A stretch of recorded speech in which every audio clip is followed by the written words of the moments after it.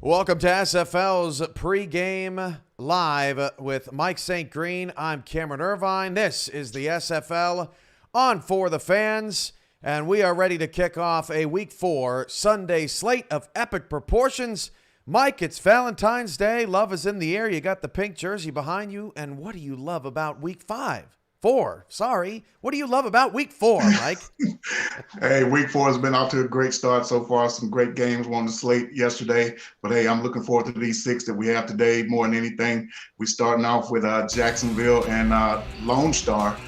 Jacksonville coming off a huge win at San Diego last week. Christensen probably had his best game of the year thus far. 355 yards passing, 4 touchdowns, no interceptions. And also that big Jacksonville defensive line got off the snide, had 7 sacks last week, led by 3.5 sacks from Hunter Norwood. Lone Star, struggled the past couple weeks on offense, but they're looking to get back on track using that power running game, and maybe some home cooking can help get them back in the win column. Jacksonville, Lone Star, London, Baltimore, the Lone Star game, and later on the Vancouver-St. Louis game. Both feature games on For the Fans today.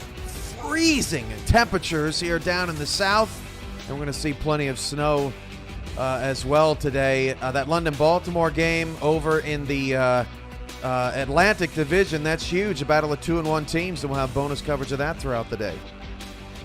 Yeah, London had a big win last week. Angus McLean, the quarterback, had a huge day. He's a player of the week this week offensively in the SFL. Baltimore had a tough game against Denver, looking to get back on track at home. We're looking forward to it. Vancouver, St. Louis, and San Diego, Carolina is later on today. But coming up next, Lone Star hosts Jacksonville as the Kings go for their 100th franchise victory. Lone Star tries to avoid their first ever 3-game losing streak. It's the SFL on For the Fans, and it starts after this break.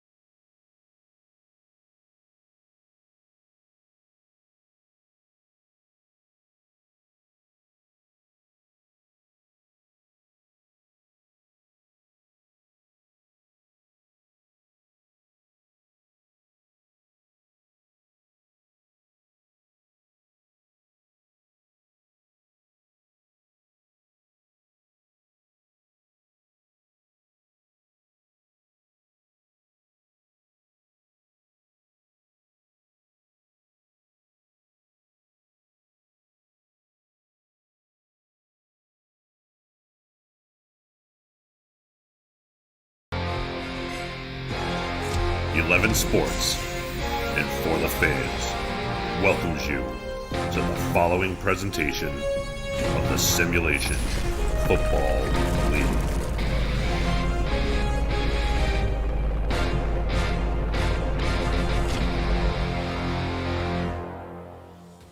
Live from a very snowy Denton, Texas. What? It's snowing. It's the first SFL snow game of the year. as the Lone Star Glory play host to the Jacksonville Kings.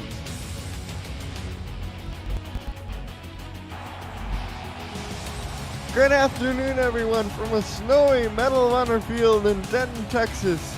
The Lone Star Glory at 1-2, trying to right the ship against the Jacksonville Kings.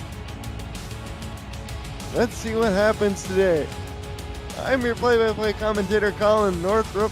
Rick Northrup is my analyst for today. Good afternoon. Statisticians are Benjamin Warner and Steven Acker. As the Jacksonville Kings look for win number 100, Lone Star trying to avoid their first ever franchise 3-game losing streak.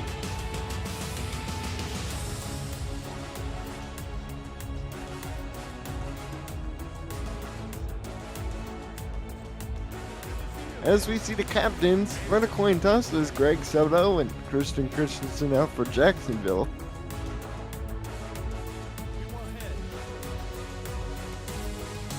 Christensen calls the coin for the visiting Kings. And they will put their defense on the field first against the Lone Star attack. So we'll get to see right off the bat how these kicking conditions are.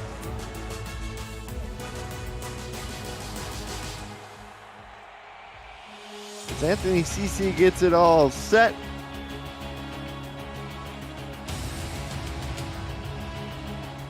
The booted deep. Gonna have our work cut out for us today, Colin, as that visibility is already low. Deuce Finnick on the return out of his end zone. They'll build down it and the ball will come out to the 20. We're the Lone Star Glory on offense. They're led by quarterback number 12, Ace Finnick. Halfback number 34, Ike McBride. Cameron Collier at fullback. Wide receivers, Greg Soto, Deuce Finnick, and Dave Axis. Tight end is Adam Williams, and the offensive linemen, both guards, Rylan Caudell and Bobo Caudell. Here's Finnick, throws it out to McBride, and McBride gets up for a gain of 3 yards, set up a 2nd and 7. For Jacksonville on defense, Mike All is the defensive end along with Taekwon Hale. A.G. Pennypacker and Hunter Norwood are the defensive tackles. Clay Jones is flanked by 2 rookies on either side of the linebacking core, Keenan Samuels and Jay Mart. Here's another swing out to McBride. She breaks the tackle, and she goes down a yard short of the marker at the 29. We'll see the colors there. Jacksonville wearing all white and Lone Star wearing blue with red pants. Yeah, a smart camouflage technique in the all whites potentially today, Colin. I formation. McBride dotting the I. Finnick to throw, and down he goes. Sack time for Hunter Norwood on 3rd and 5. And the Glory will be forced to punt straight away. Punting was a bit of an adventure for them. They had a punt block last week versus Houston. And with these conditions, nothing is guaranteed. No love from the Glory defense. Is that right, Colin? No, the King defense. King defense. My apologies. Zuderfeld to kick it away for Lone Star. The return by Mike St. Green is up to the 39. It's 17 degrees here in Denton, but it feels like 6 below. Winds are 18 miles an hour, and you see there the forecast, simply snow. I know the commissioner pronounced the love is in the air, but must not have seen the forecast here in Texas. Snow is also in the air. And what I love about the SFL is it's still week 4, not week 5. Here's Christensen, quick drop, fires it out, complete. That is to Ken Gossett. No, that is, correction, that is Grayson Willis, number 11. Pick up a 2, 2nd and 8. Christian Christensen's the quarterback. Jared Willis is the halfback. Iggy Swift, the fullback.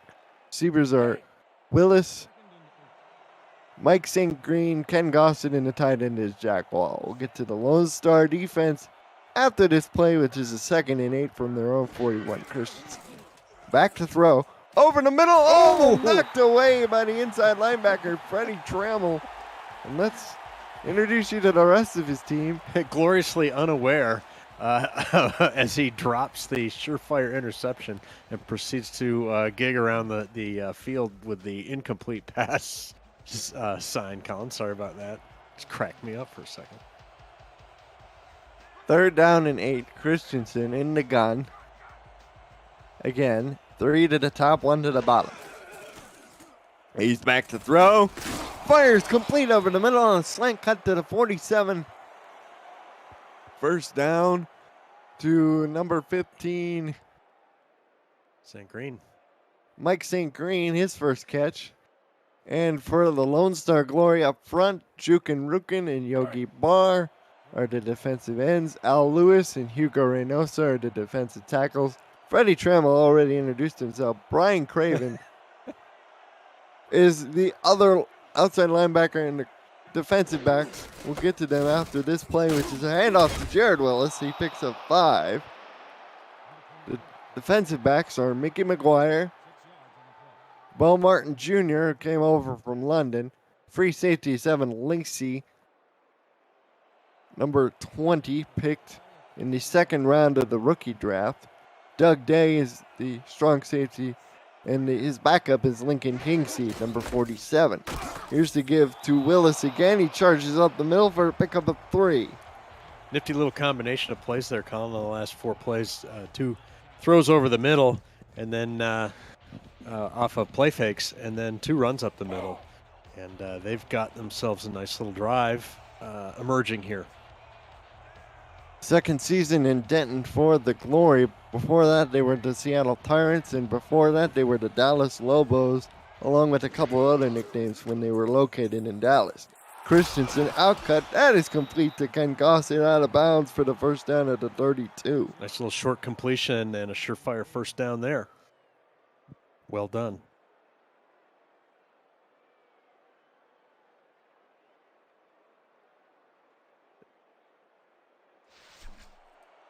$7:56 and counting to go. There's the rookie Mike St. Green. Well, rookie in terms of playing receiver. Picks up 1 yard, does Willis. The Kings lead this series 5-2. First game in this series since the owners bought what is now the Lone Star Glory back to Texas. They were previously the Seattle Tyrants last time these teams played a couple of seasons ago. Christensen under center, split back. Ziggy Swift is the fullback. Here's Christensen back to throw. Fires over the middle. Complete to Ken Gossett down to the 10-yard line. Only 1st and goal. Yeah, the Kings think they've found a little weakness or seam consistently over the middle. And that one goes for a really nice gain, Colin. Tackle made by Bo Martin Jr., along with 1 other Glory defender. And the paw prints, so distinctive, are on the sides of these Kings uniforms. And they fire this one out. It's complete to Jack Wall. You see the spread at the bottom. Lone Star plus 3.5 with an over-under 45.5. Given the conditions today, I'd be more likely to take the under. I think so, and you could see on that last play why Jack Wall's so dangerous, even though it was well defended by the Glory. For a nanosecond, it looked like he was going to break free from the double tackle and score that.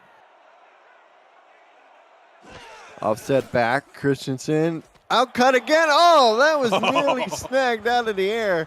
But Willis came down to the ball. One too many times going to the well on that play.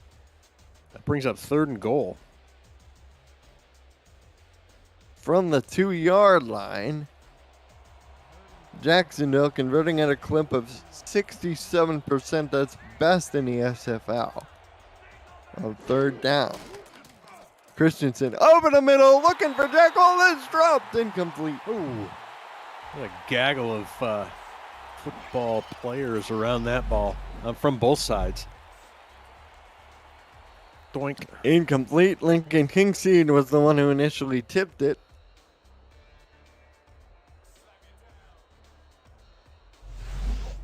And Anthony Cece will be on to try the field goal attempt.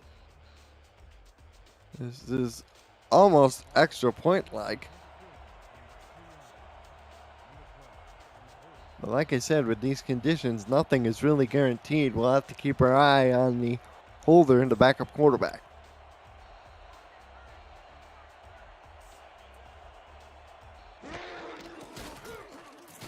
And the hold is good, and the kick from 19 is through. So with 6:02 to go in the first quarter, Jacksonville leads Lone Star by the score of 3-0.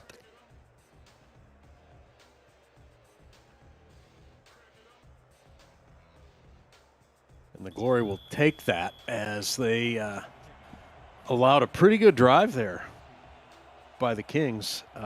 3 points is a little bit of a defensive victory for them. Here we go. Drive summary, that was a 12 by 59-yard drive, 19-yard field goal by Cece. Here's Deuce Finnick on the return. He gets up to the 23, and he sets his brother up a good field position. This is a team at first for Lone Star. Doug Day in his first game as a safety got an INT. Deuce Finnick got his first touchdown in his first game as a rookie, and today is the first Simulation Football League snow game in the state of Texas. Would you believe it? Texas, especially North Texas, Oklahoma, have really had some interesting weather over the last several days, and it continues here. Here's the give to McBride. Up the middle she goes and gets plopped down after a 3-yard gain. One of the reserve receivers twisted his knee, but by the miracle that is SFL medicine, he will be back next week. Got some magical doctors there. Yeah, no, we were looking forward to maybe some warmer weather. This broadcast team based out of Ann Arbor, Michigan, and thought we might get a break back in Ann Arbor over the next 5 days. There's probably 10 to 15 inches of snow coming down there. Finnick fires over the middle. Oh, that was nearly tipped into the arms of a Kings defender. Alex Bond got his hands on it last, but Clay Jones was first. Alex Bond is the strong safety. Suko Lamano is the free safety. Bernard Gooden and Michael Sprouse are the corners, along with Rain Renault. They run with a 3-cornerback system, and they have all 3 out deployed on 3rd and 7. Finnick over the middle, pass complete for first down yardage. That is to Greg Soto. That is to Deuce Finnick, rather. There you go. And just what Lone Star needed, early in the game after being closed out on their first possession and then giving up 3 points. Lone Star's offense needs to, pardon the pun, carry the ball for the team here on this possession, Colin. Deuce Finnick had career highs in receptions, yards, and yards per catch last week versus Houston. Also had a touchdown. Here's Zach McBride on the carry, and she's wrapped up behind the line for no gain. This was a Glory rushing attack that last year averaged 107 yards a game on the ground, and this year they're averaging only 83, despite massive improvements from their quarterback, Finnick. Well, that's the early stat of the game, and they're going to have to change that not only in this game, Colin, but as they go through the season. It's tough to be competitive rushing less than 100. Here's Finnick, fires, and it's incomplete. Pass intended for Dave Axis, but they couldn't quite hook up in the same area. Alex Bond on the coverage. Ooh, you could have called Rain for pass interference there, possibly. Yeah. Looked like he impeded Axis for sure. Mm-hmm. A lot of X's in those, a lot of those names there. I guess we've got to cross that path now. 3rd and 11 for Lone Star. Their 51% third down conversion on the year. Straight shotgun look. Empty backfield for Ace Finnick. He's back to throw. Has all kinds of time. Fires down the field. It's tipped and knocked away. Incomplete. Lamano was the man who got his hands on the ball. Pass intended for Greg Soto. And Zunnerfeld will be on the field once again to punt. That action was a little bit further downfield than I was paying attention to. Focused on the line. They were It's interesting. The Kings will play their linebackers tight fairly often, and then drop them into coverage. But I'm not sure if that ball was maybe delivered late. Zunnerfeld's punt is away. Fielded and returned up to the 23. The Kings will start this position. Actually, kind of surprised at the attempted return in this weather. Ball security is going to be is always paramount, but it's becomes especially dicey between the visibility and the cold and the wetness of the snow. Mike St. Green gives it a good old college try, but gets maybe a yard for his trouble. Jacksonville Kings looking for win 100. They would be the second Simulation Football League franchise to do so, the first being the Queen City Corsairs. Christensen under center fires this one out to Willis, and that is Jared Willis. He has all kinds of room, picks up 6 yards on the play, 2nd and 4. Caught the Glory defense not ready for that little swing pass, and a good amount of yak. Brings up 2nd and manageable. There they go, empty shotgun again. We've seen this a lot from both teams already. They're not afraid to throw the ball in inclement weather, and that pass is complete for a first down up to the 43-yard line of Jacksonville. Jack Wall with the catch.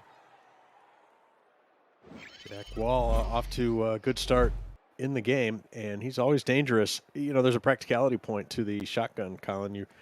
If you're under center and you're going to drop back, your footing has become will become less and less sure as the game goes on. So look for more shotgun. And just as I say that, here we go under center. Must be a running play. They got 3 wide. Christensen returns, gives to Jared Willis indeed, and he picks up 2 yards for his trouble. I'll call plays. Tackle made by Hugo Reynoso and Freddie Trammell. Of course, I'm the last guy any coach wants to be calling plays for their team, but doesn't stop me from commenting. Now 2 receivers to the bottom as Wall comes in for St. Green on his 2nd and 8. Here's to give to Iggy Swift, and Iggy will only pick up 2 yards. Tackle made by Trammell and Raven. Trammell with the old school sort of double bar there. Love it. And your Glory seems to maybe have picked up on the tell from Jacksonville between under center and shotgun. Jacksonville lines up in the shotgun now. Lone Star in press coverage. Here they got a free rusher. He doesn't come, but the throw is knocked away, incomplete.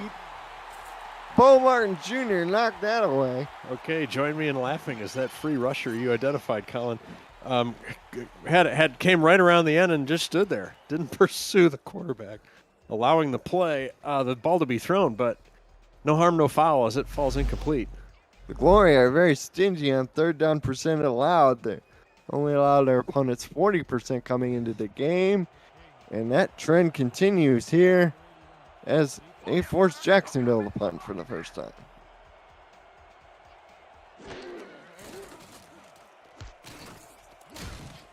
Here is the punt away and the return by Deuce Finnick. He's blown up at his own 20 and they'll be marked down there. Hey, if you're enjoying all the action, make sure you visit the all-new SFL League website at www.simulationfl.net for info on how to create a player, to join our community, the league, and the teams that play in it. Links to apparel, helmets, and a comprehensive history of the SFL. It's over 1,400 games, and it's thousands of players who have hit the virtual field. The SFL, we put the fan in fantasy. I formation, Ike McBride. Having the eye. One receiver to either side. Finnick is back to throw. Fires out. Complete. That is the first catch of the day for Adam Williams. All-star selection in his rookie year. He makes the catch up to the 32. It'll be first down Lone Star. Good delivery there in the snow. Just a sure-handed throw and catch. And with a little aid from Kings to get the first down. Now they got 3 wide under center. Finnick could throw again, fires it out. This is the fullback Cameron Collier, and the bull bullies his way for a first down to the 42. Anything you can do, Jacksonville, we can do better, says Lone Star as they too execute a swing out of the backfield. that the defense, for which the defense was unprepared. And for the Kings on defense, only give up 16 points a game. They're the 8th best rushing defense at 74 yards. And both these teams have forced 4 takeaways, which means they have the same turnover differential coming into the game, -1. Wow. Finnick in the shotgun. Ace is back to throw, has all kinds of time, fires down the field, it's intercepted! Michael Sprouse picks it off. Wow, just a beautiful play as he elevates and is able to grab that. Potentially out of position, but the ball's thrown in a low enough trajectory. He can get his big mitts on it. There it is! Oh! Pass intended for Greg Soto, the team's offensive coordinator. As he hands it back to himself. Offense. Here's Christensen. Under center, 2 tight ends to one side. Christensen has to step up, lets it go. Complete. That is Grayson Willis, but they won't give him the first down. They want to let everybody know the Rick meter has joined us here today, and we'll usually start checking in with the Rick meter in the second quarter here as we wind in. Under a minute to go in the first. I'll note the Rick meter's feeling a little rowdy today. Took note of the fact that it's Valentine's Day. The Rick meter wants to be known as the love machine, but that's not going to happen. Second down and less than 1. They easily pick up the first down to Jacksonville as Jared Willis picks up the first down with ease. He's gotten going in a big way here in the early going. He now has 13 yards on 5 carries. Make that 21 for 6. You see Willis's numbers. He's averaging 6.9 yards a carry. That's the best in the SFL. He picks up one more here, as this will likely be the last play before the end of the quarter. Rukin on the tackle.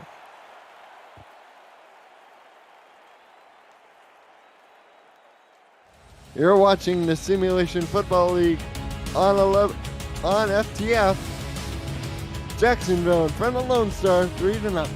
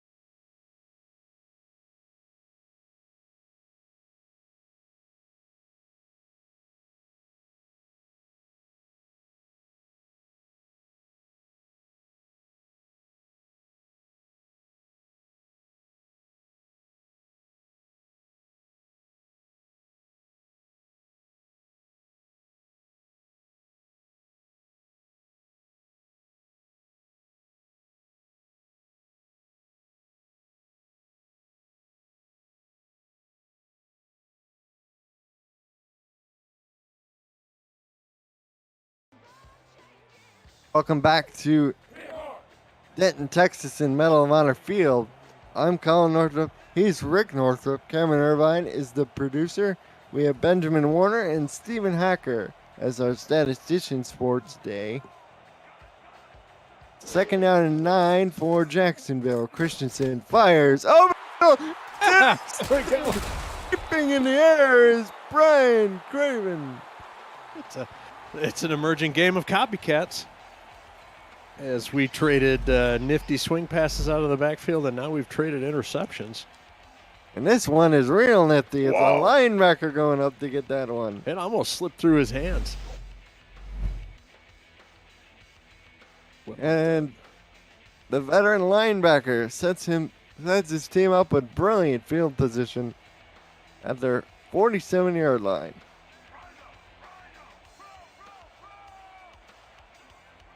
Three wide receivers. Here's the give up the middle to Collier, and he pulls his way into King territory where he's dropped at the 47. There's a slowly, it's in the background, if you like that metaphor, or maybe there's a little smoke over the horizon if you're a Old Navy vet of creeping urgency as the snow continues. The 3 points starts to become larger and larger, Colin. You know, is that have we already seen the game-winning field goal? And the throw is complete. That is to Dave Axis, and he gets to the end zone. Touchdown! There's your game-winning touchdown. And he does Snow Angels in the end zone to boot. Since who had a big catch down the stretch last week versus Houston, didn't score, and then in the very next play ended the game with a sack. This time he gets a touchdown here when his team needs it. Yeah, right on cue. You're welcome, Lone Star Glory. I'm sorry, Jacksonville. I jinxed your game-winning field goal. It's turned into a touchdown lead. Well, a touchdown and a potential 4-point lead for your Lone Star Glory. Oh my, how the tables have turned.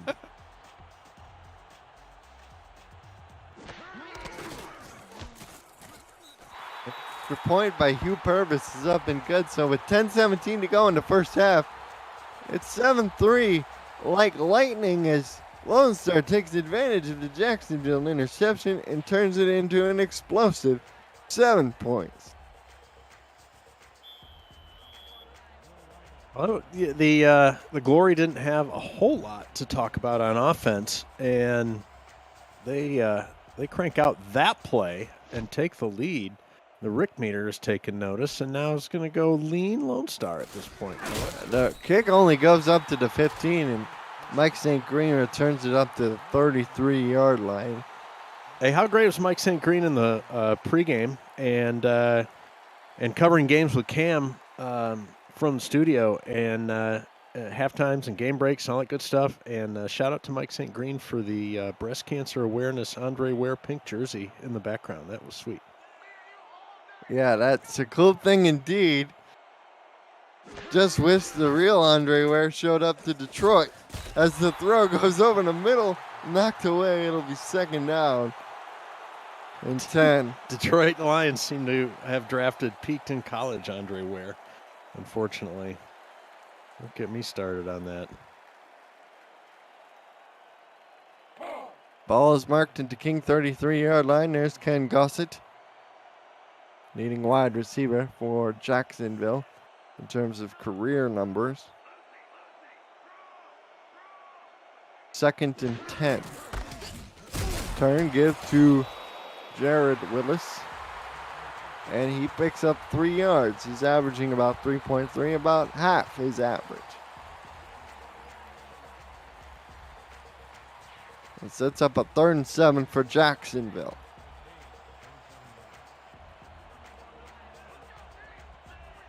They're 2 of 4 on 3rd down.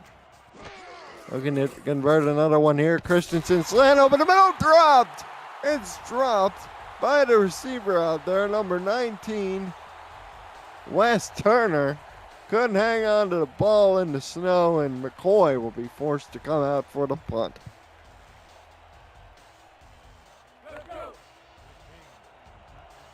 obviously not what Jacksonville wanted to have happen, and with the Lone Star Glory coming off that quick strike, or really the long play, let's put it that way, that scored.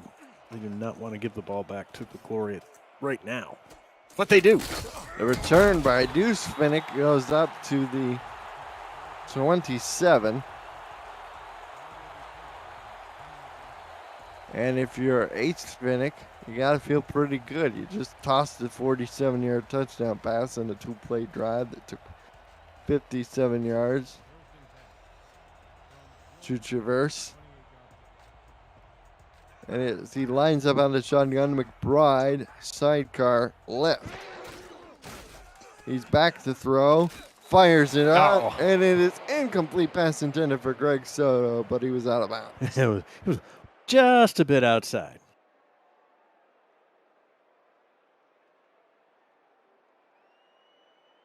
He must have thought he was playing on one of them wider metric fields. One of them Canadian metric fields, that's right.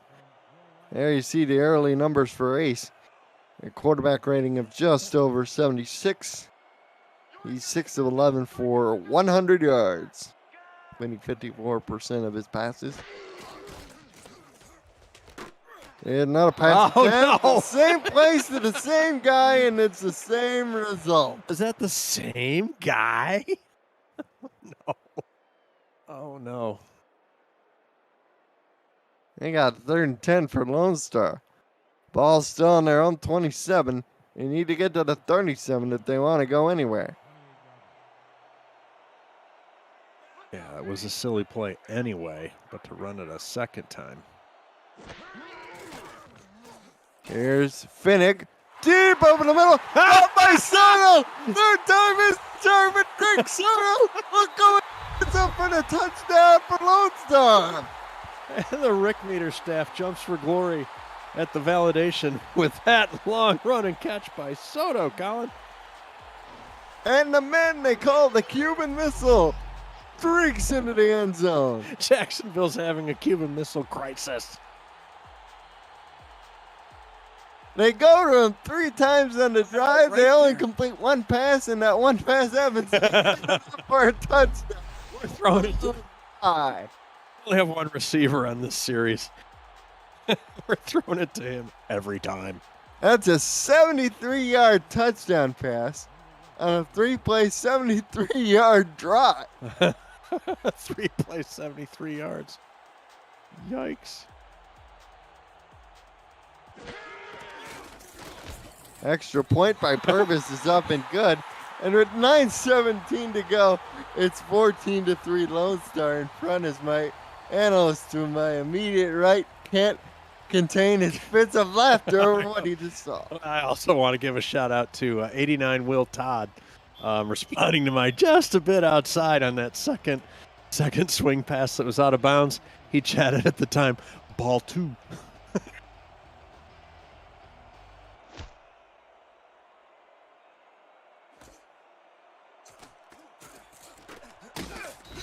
Here's the return by St. Green up to 34. Jacksonville has to be a little shell-shocked after what just occurred. As So we had 5 total plays and 2 long touchdowns to get you a 14-3 lead. So the last one for 73. How far was the first touchdown pass?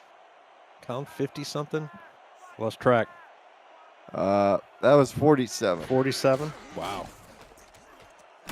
As the throw goes over the middle, complete.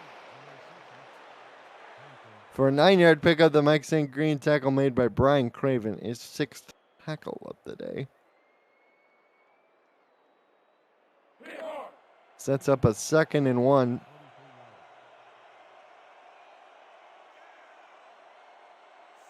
We have an ace formation with Iggy Swift playing a sort of H-back-ish position. Play action by Christensen. Fires the out route. Good enough for the first down. And he got both toes in the boot. So if you look at their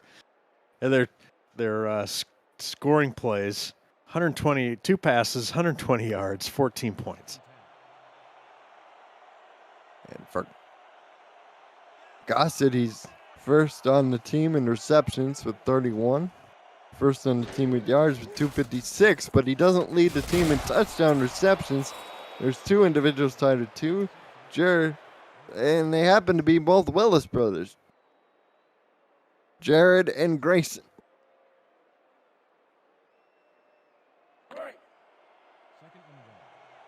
There's Gossett, number 84. He's been with the Kings for all 8 seasons. He's been in the league. One of the longest tenured players on this Kings team. Jared Willis takes the swing pass, runs over, man, and gets to the Glory 40-yard line. 2 important points on that play, Colin. Not only was it a first down, but shows some toughness and shouldering and muscling some guys down. And I think, Jacksonville needs a little spark and something the guys can key off of. And you can see Will's trying to get that done. Here's the play action again, the deep play action by Christensen, but this time he's sacked on the play. Sacked on the play by Jukin Rukin, and that is his first sack of the season. Get out. The first, huh? Well, that's what my numbers tell me. That's what they're saying. All right. Well, and that makes the Glory a little dangerous, if they haven't had much production out of Jukin Rukin.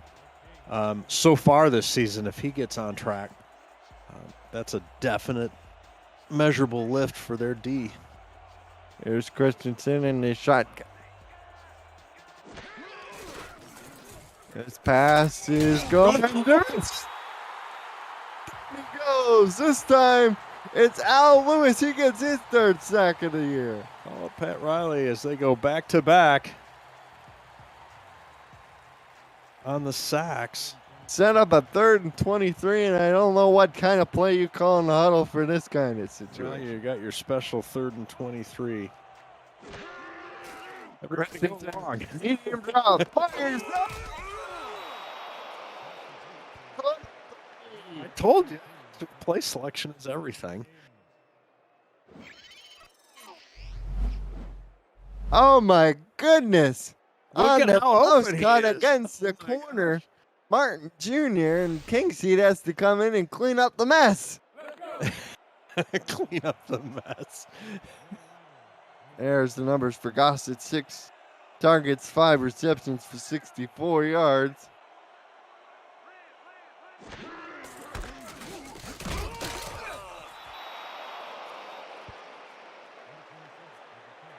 And it's a 2nd and 5. Number 20, credited with the tackle.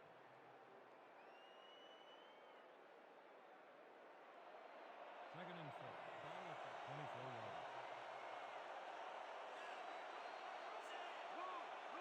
24-yard. Thank you, the Rapid Raccoon, in the chat for the little point out there. Thank you, sir. We'll get that taken care of as this throw is complete to the 11-yard line, and there's Jack Wall on the reception.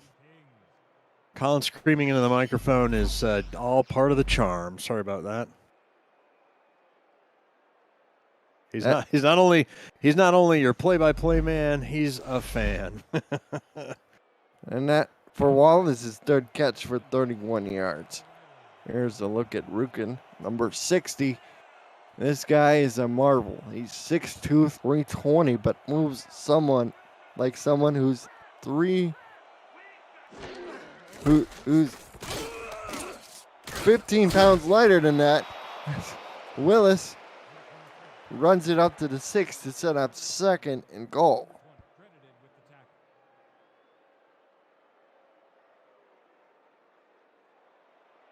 This is just what the doctor ordered as they try and respond to the Glory's stunning 2 long play touchdowns. Here's the throw. He said it's intercepted. Oh my goodness. Lacey grabbed it out of the air just before he went out of bounds, and they're calling it good. Wow. I thought he was tipping it away. Oh, I see what happened. Ooh. I see all too clearly what happened. Where's the red challenge flag? It's hard to miss something like that. No, it didn't look like he had to possession in the field of play, but on we go. No challenge flag thrown. I formation for the Glory. Here's to give to Ike McBride, and she is wrapped up after a 1-yard gain. You know, there's a lot of excitement here in the booth, especially with Colin and I. And if you're excited about the SFL, I want to tell you Sector 6 is the official apparel provider of the Simulation Football League. Visit sector6apparel.com or our website at simulationfl.net for replica team jerseys and completely customized jackets, flags, t-shirts, and more that help each team stand out from their opponents. Get the gear the fans wear with Sector 6 and the SFL. Again to McBride again, and she stopped at the line of scrimmage for no gain. Tackle made on a play by the defensive tackle for Jacksonville, number 70, A.G. Pennypacker. Third and 9. Ball at the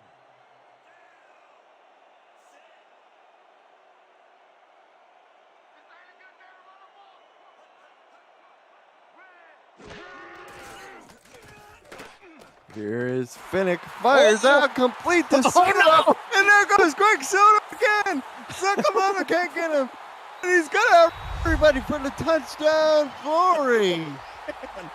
Greg Hernan de Soto explores the end zone once again. Oh my goodness. The amazing long play touchdown scoring plays in this are going to be crazy. As we see the replay, he just outran everybody in a white shirt. All right, I lost track. Is that because I can't count how that high? Was it like 1 or 2 play scoring drive? What happened? Interception in the end zone, and next thing you know, Soto's in the other end zone. Here's Purvis on to try the extra point attempt. That was a 79-yard score. Extra point is good. Let's go to the SFL studios in Cameron Irvine. What do you got for us, Cam?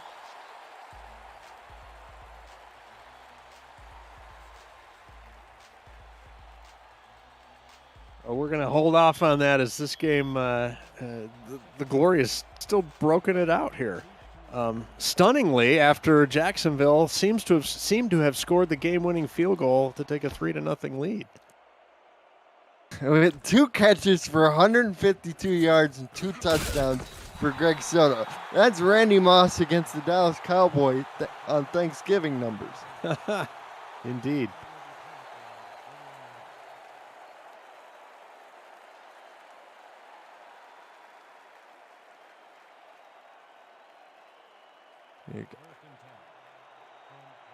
So Jacksonville really needs to develop a quick strike capability here as we're about to tick under 3 minutes in the second quarter. Here's the throw up in the middle, complete to Mike St. Green for the first down.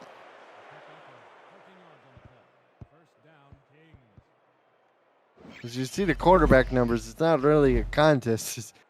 Ace Finnick's thrown 2 long touchdowns to Greg Soto to compile some crazy numbers.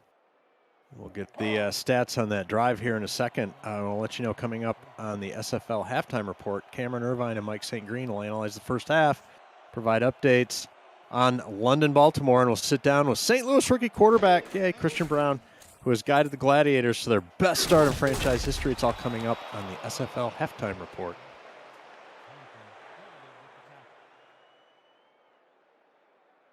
There's the graphic for those of you keeping score at home.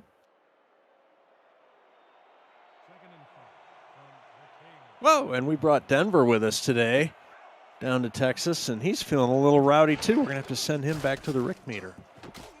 And the throw over the middle complete for first down to the 39, and that'll likely be the last play before the 2-minute warning.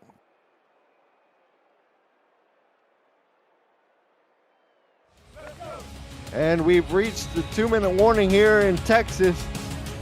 The home team, the Glory, in front 21-3 over Jacksonville. You're watching the SFL on For the Fans.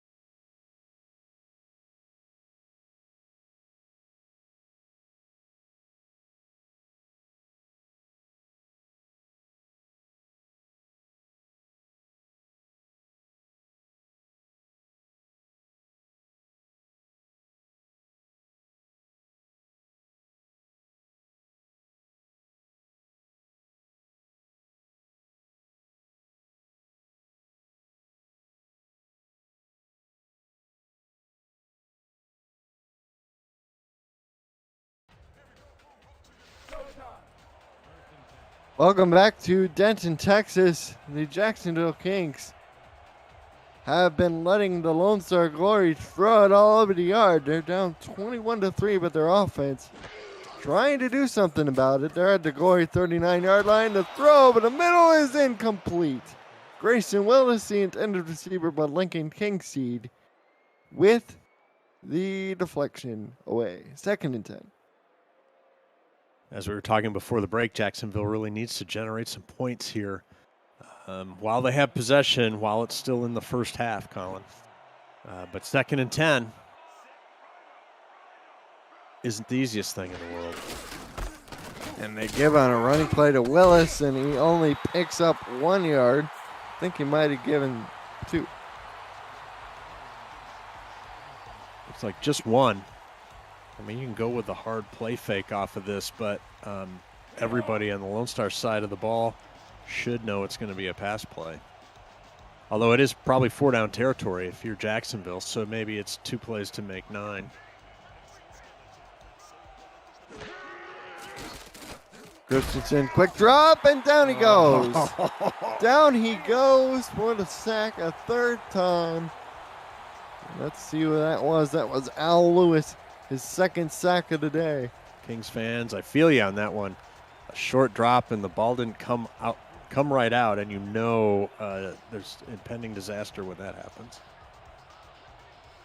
They're going to try to kick the field goal. I can't tell what they're marking it because all the yard markers are being obscured by the snow. Like the 45 maybe? So it'll be a 55-yarder in the snow. Snap, spot, kick is on the way. It could be. It might be. It is good from 55 yards. Anthony Cece makes it a 21-6 ball game. Well, good for Jacksonville, putting themselves on the board again in this quarter. Cuts the deficit to 15, technically a 2-score game. They have 42 seconds left. CC to kick this off to Deuce Finnick. Of course, your Lone Star is the Lone Star Glory is warming up Soto on the bike on the sidelines, ready to throw him the ball again. And Deuce on the return, breaks outside. And I thought he was going to go a long way, but instead he's tackled at the 26.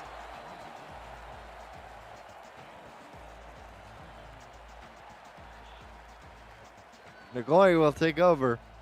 1st and 10 on their own 26 with 35 seconds left. That's just a 74-yard play. They've got plenty in that 47 to 70-plus range in their playbook. 3 wide receivers. Ace back. Oh, there we go. And he goes for the first time today. It's Hunter Norwood. Actually, Jay Mart has a sack too, so that's 2 sacks for Jacksonville, as that's Mart on this.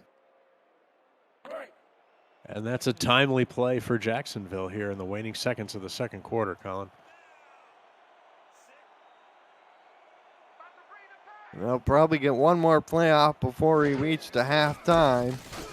And this will be a Ike McBride run, and that's our best run of the day, all the way up to the 35, and they call timeout with 1 second left.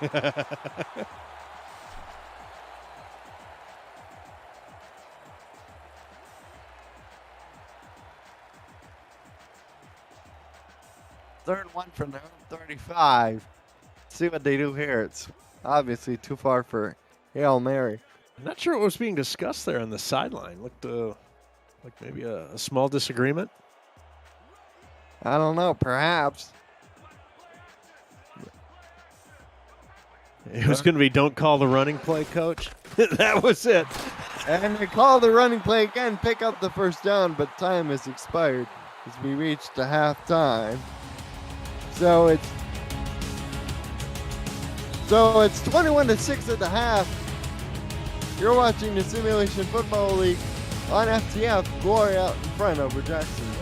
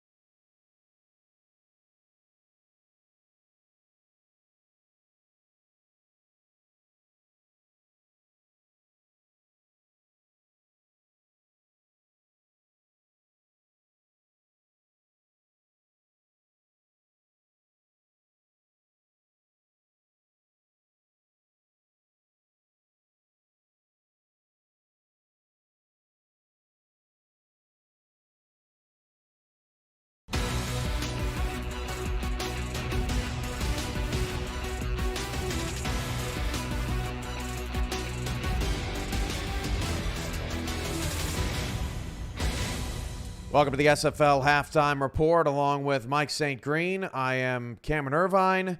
A pretty interesting first half there from snowy Denton, Texas in the DFW Metroplex. Lone Star leads 21-6 despite only having 6.5 minutes of time of possession. They've done it with big plays, Mike. Yeah, after Jacksonville got off to a quick start on a nice drive on their first possession, stalled out inside of the 5-yard line, and that finished it off with an Anthony CC field goal. And from then on, Lone Star basically took the game over. They have a couple of interceptions from Christian Christensen, 3 sacks on the day, a couple by Al Lewis, and 3 big touchdown plays, 2 from Greg Soto, 73 plus. They must have saw something in Jacksonville that they can exploit with these big plays. Anthony CC coming into the game 70 for 70 in his career. I thought for sure he was going to miss that 55-yarder in the snow. Didn't bother him at all. They must have had their wind at their back. There was some wind earlier forecasted in the game, but I mean, what a way to come through. It's just a 2-score game despite all that. Oh, yeah, that was impressive. They call Anthony CC automatic, and he proved it once again. Probably the second best kicker in the SFL, but super impressive to hit a 55-yard field goal in the snow. There's only 3 unbeaten teams left in the Simulation Football League, the Denver Nightwings, Vancouver, and St. Louis. Vancouver and St. Louis play each other coming up next on FTF, and we sat down earlier this week with their rookie quarterback, Christian Brown, who's led the Gladiators to their best start in franchise history. And today, we're here with the quarterback of the St. Louis Gladiators, taken with a second-round selection, right, Christian? Yep, second-round pick. Second-round pick in the SFL's most recent draft. Christian Brown of the St. Louis Gladiators here with us. They're off to their best start in franchise history. How you doing, Christian? Doing good. How are you doing? We're doing great. How about you, Mike? I'm great, Cam. And how's it going, Christian? Good to have you, man. Thanks. It's good to be here, Mike. Christian, I got to ask, it's been since season 10 that St. Louis has had a quarterback. He went by the name of Ethan Alexander, but since season 10, the Gladiators have had a different quarterback every single season. They thought they had their guy in Johnny Pickler in season 14. They took him number 1 overall. He ends up going to Louisiana in free agency, and you just beat him last week. So, number 1, how good did that feel, first off? And then number 2, what does it mean to you to stick with this franchise? I know you are a huge fan of this organization and the way that you guys have started so far this season. Really just first of all, to get that win against Louisiana was probably really up there on my list of games that I would want to win all time, besides an SFL championship. Because, Johnny came out with a press conference, and I put one out in return. May have guaranteed a victory early in the week on Twitter before that game. But, to be 3-0 with this franchise and to be a quarterback that, for a franchise that's had so many problems with quarterbacks staying after a season, I can attest to the fact that it's not the franchise. It's just kind of like a freak streak of luck thing that's happened to them. And I can't wait to stay here longer than a season and kind of bring them stability to the position. Yeah, Christian, the St. Louis organization is a great organization. I've had, several talks with guys over there, a bunch of great guys in that locker room and front office in that organization. As Cam mentioned, you were the second round pick, 46th overall. Can you walk us a little bit through and tell us about what your journey was like on draft day and how did it all come about that you ended up in St. Louis? Yeah, I mean, on the first round of draft night for season 16, I saw that Tulsa picked JQ immediately, and I'm like, okay, are the quarterbacks going to be taken early and often, or because they took JQ so high, does it allow leeway for the other teams to kind of drop down and pick some of their other top prospects? And I had no idea going into the first draft night that St. Louis was going to take me either in the first round or second round or anything like that. And after the first round was over, I got a direct message from Eagle, and he was asking me, he's like, "Hey, you feeling pretty nervous, bud?" And I'm like, "Yeah, I'm pretty nervous. I'm one of 12 quarterbacks to be only 3 spots taken."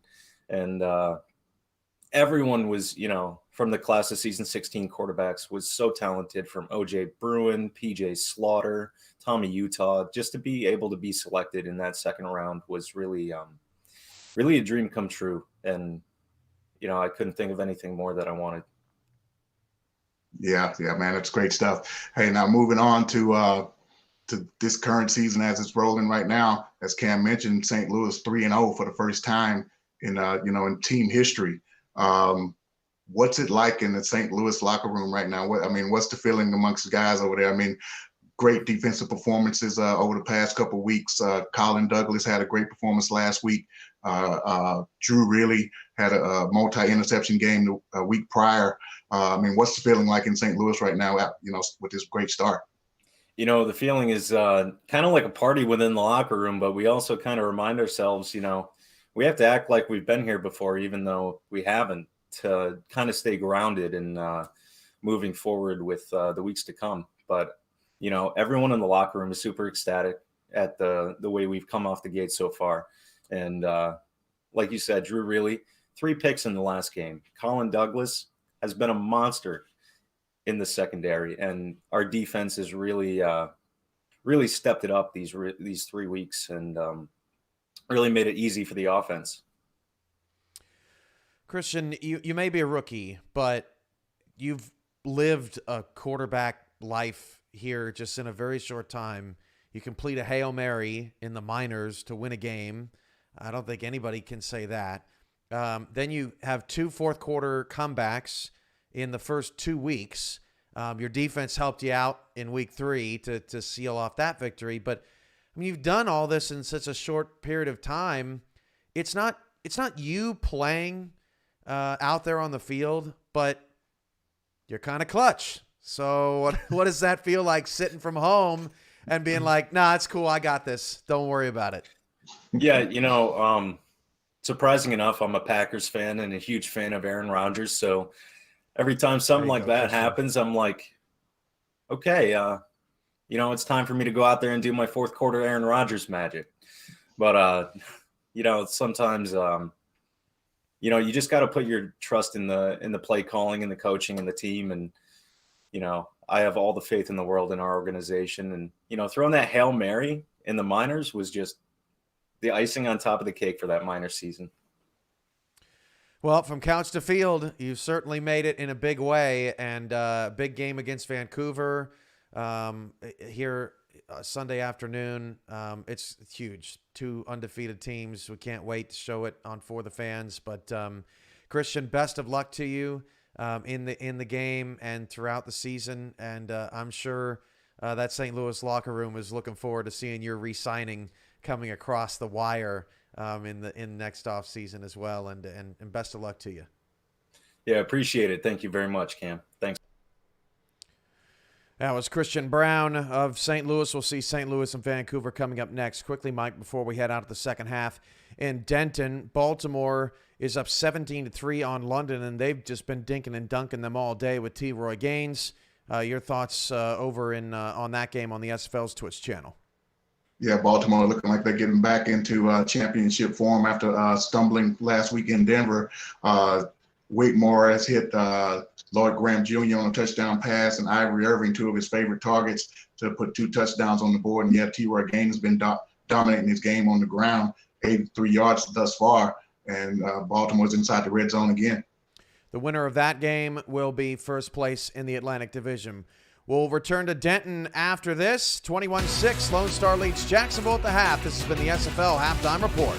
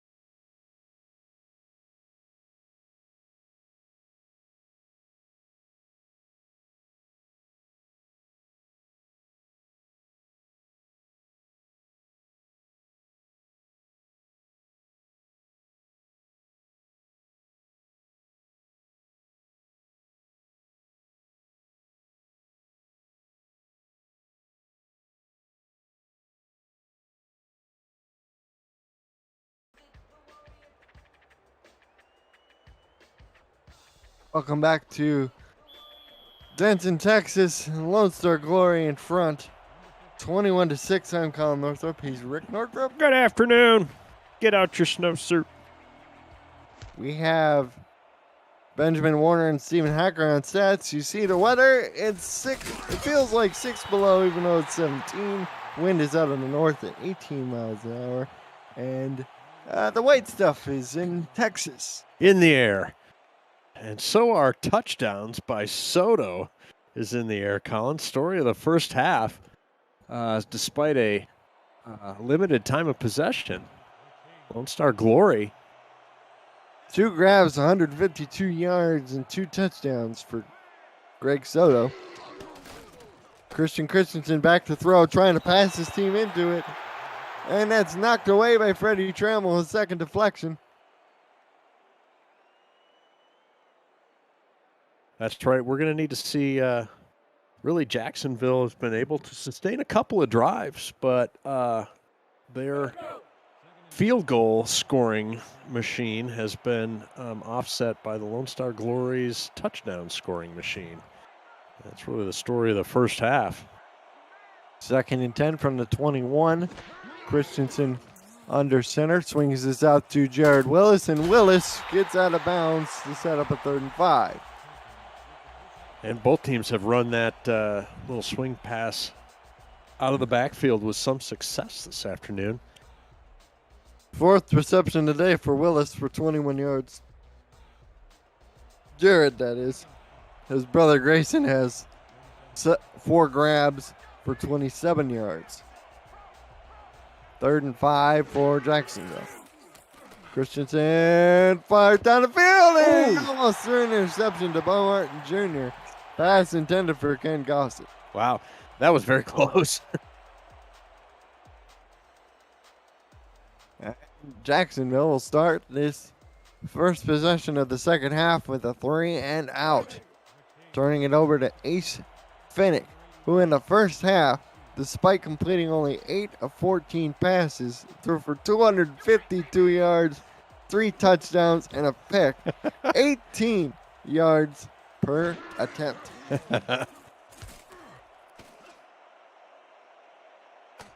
And the return by Deuce Finnick is up to only the 28-yard line. It helps when you've got a 47-yarder, a 73-yarder. I don't even remember the other toss play in your resume for the game. Dave Axis also had a 47-yard Yeah, there we go. And that's his only catch. Adam Williams 1 catch for 14 yards, so everybody's gotten the ball at least 1 time. I was going to boost your average right there. Ace dropping back to throw, fires it out, and it's the second catch for Axis. This time he picks up 9. They're going to mark him down and touch just short of the line to gain. It brings up 2nd and 1, Colin. Now it's 2 grabs for 55 yards, including this beauty right here. Stumbling, bumbling, makes the catch. Possession's important. I believe that's called falling with style. With style. Exactly. You know what they say, if you're an athlete, right? Indeed. 2nd and 1 split backs. Here's the give to Ike McBride. And she gets the first down. She's been fairly quiet today, only 28 yards on 7 carries and 2 grabs for 9 yards, but she's made her yardage count. She's carried the ball 8 times. Her fullback running mate has 1 catch for 10 yards and no carries. And Finnick fires this one for Soto, but it's knocked away. Bernard Gooden was in the neighborhood to set up a 2nd and 10. Yeah, my comment about if you're an athlete, is born from an experience where back in the day I was playing in a charity golf event, and we had the 3rd-string quarterback for the University of Michigan Wolverines in our foursome. He had never really played golf before, had untied tennis shoes, and borrowed equipment, and he drove the 326-yard green off the tee and actually skipped it off the back. We just looked at each other and said, yeah, if you're an athlete, you're an athlete. Greg Soto hauls that one in. Set up a 3rd and 2. picked up 8 yards on the play. Set the Glory up with favorable distance in terms of yards to go on this third down. Here's to get to McBride on third down, and she muscles her way to the 49-yard line for a first down. Just making sure, a lot of effort for just a few yards, but an important few yards as they get a new set of downs. Call it the bull and the bully backfield. Takes them to the Jacksonville 49 as they cross midfield. Next short-term goal, red zone. 2 receivers to the bottom, Finnick under center. Flanked by either of his offensive guards. Here's to give up the middle to McBride. She only picks up 1. Colin, did you mean to ask me about the Rick meter? Oh, yes. How's the Rick meter doing? I'm sure the public wants to know how the Rick meter is The Rick doing. meter public does want to know, and we last checked in with the Rick meter. They were lean, Lone Star Glory, and they're still that way. Should this drive equal more points, I bet the Rick meter will have an updated reading. As it's a first down as Ace Finnick completes the outcut to his brother Deuce for the first down. And what's that? Oh, it's a beautifully run out route. And it's an AC Doocy right there, right? Right, indeed. Oh, nobody was around him, and he had enough room to cut up field after catching the ball. Had the temerity to stay in bounds on his route of all things. Temerity, there's your SAT word, as everybody knows. Vocabulary is the key to scoring well on your SATs. They go 3 wide.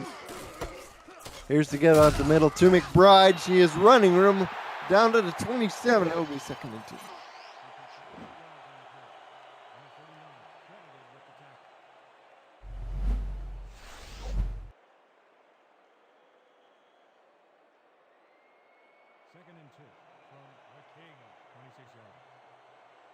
Here is a 2nd and 2 situation. Ball's on the King 27-yard line. They're showing blitz with their linebackers. They come with it, and McBride doesn't get the first down. Let's go to Cameron Irvine in the SFL studio for a game break. What do you got for us, Cam? Thanks, Colin. Mike London's back in it. Yeah, Cam, Angus McLean here finds Dustin Zeck on a crossing route to try to get London back in this ball game before half. 20-10 Baltimore, less than 2 minutes to go. That was a heck of a drive. Angus McLean getting some love in the second quarter. Baltimore still up 10. Oh, thanks, Cam. It continues to be a boomer bust proposition for Greg Soto. Trying to catch that pass on third down, but instead he went out of bounds to set up a 4th and 1. This will be a field goal attempt for Hugh Purvis. Jacob Parrott is the holder. To be about a 42-yarder in the snow. Middle of the field, so it should be easy-ish on the kicker. And that kick is on the way. Could be, it might be, it is good from 42. Get out. Nice job. Well, that extends the Lone Star Glory lead 24-6. As the last 2 scores were trading field goals. And the Rick meter says we're going to go full Lone Star Glory at this point. Full Lone Star Glory. Update from your Rick meter. Hey, want to close the loop with Mike St. Green. Gave him a little bit of a hard time in the first half about his pink Andre Ware jersey. That's actually red. As we know, Houston is their colors are red. It appeared pink on some people's phones or videos. But it doesn't reduce the importance of breast cancer awareness. Probably most of us either know or are know people or have had family members that have been affected by that. So not making fun of breast cancer, just making fun of Mike St. Green's formerly purple Andre Ware jersey. Purple, pink. Heck. What's wrong with that guy? Here's Christensen under center. He's back to throw, fires it out, complete. That is to Grayson Willis as Brian Craven rocks up his 9th tackle. And for the last drive summary for Jacksonville, punt, interception, punt, interception, punt. After they made a field goal on their second drive of the game, so point before the last drive when they made a field goal. Yeah, those were the last 4 before the made field goal, yes. Just to be clear. So that's up a 3rd and 6, and for Jacksonville, the third downs have been a good spot for this team. Normally they're 67% on third down, and today they're 3 of 8. You know, Colin, I might have been busy reorganizing my Love Connection VHS tapes, but did you do a recap of the scoring summary for the Lone Star Glory? No, I did not, as that pass is complete for first down, and then a bunch set to Mike St. Green. And for the Lone Star Glory in the first half, they had a punt, interception, 47-yard touchdown pass, 73-yard touchdown pass, 79-yard touchdown pass, end of half, and then they just made a field goal after a 3-play, 45-yard drive. Christensen, 11 play. 11 play, 45. Thank you. 11 looks like 3. Come on. I get it. 2nd and 6, the throw complete to St. Green again for his second catch on the drive. For Mike, that's his 5th catch for 55 yards.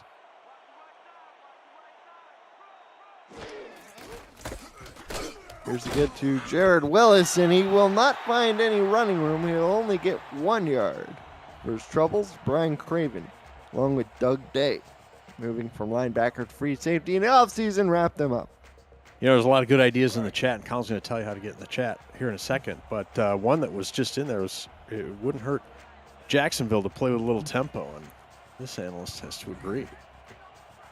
3rd and 5, split backs, 3 wide receivers. Christensen, quick drop back, fires over the middle, has to get the first down. Oh, no. Christensen crosses the 200-yard mark. He's at 209, and they have to try out Anthony CC for another field goal. Oh, no. I don't know, Colin. At some point, you need to go for these 4th and inches. They're lined up to go for it. Yeah, wait, I thought you said they trotted the field goal unit on. The field goal unit lines up to run a play. It's not a very good fake. They're trying to get him to jump. Please don't burn a second half timeout. Oh, no. Goodness.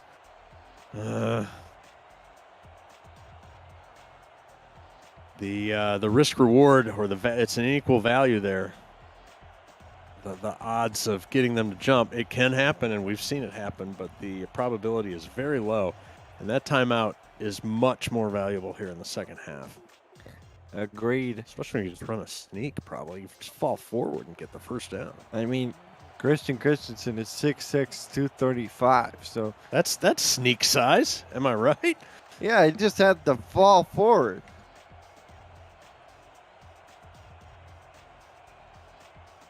Regardless, here is your field goal unit, Colin.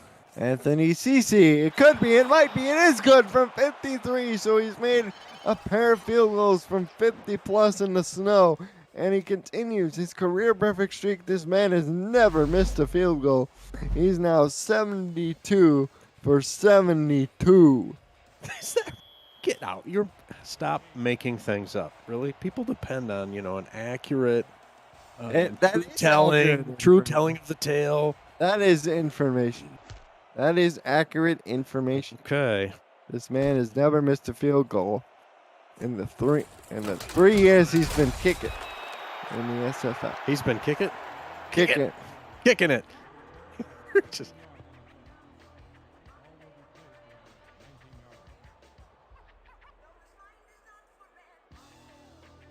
a return only gets out to the 18.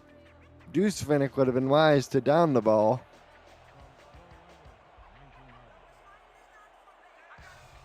He was picked in the first round, 15th overall. As Ace fires it out and it's intercepted. Oh, no. intercepted. And I believe, yes, I think that is Sprouse.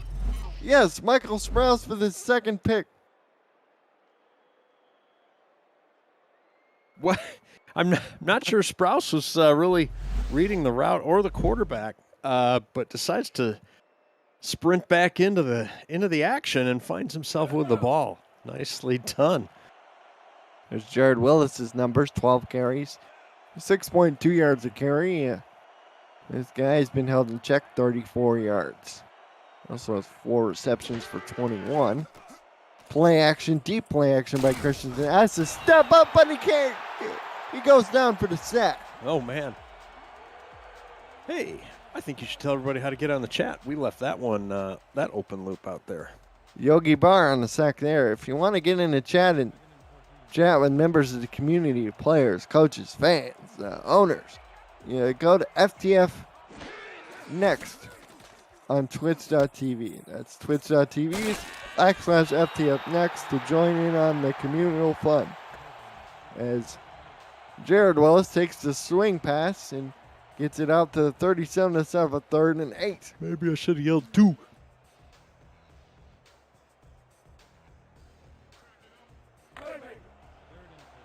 Jacksonville has a chance to make this interesting. Let's see what they can conjure up.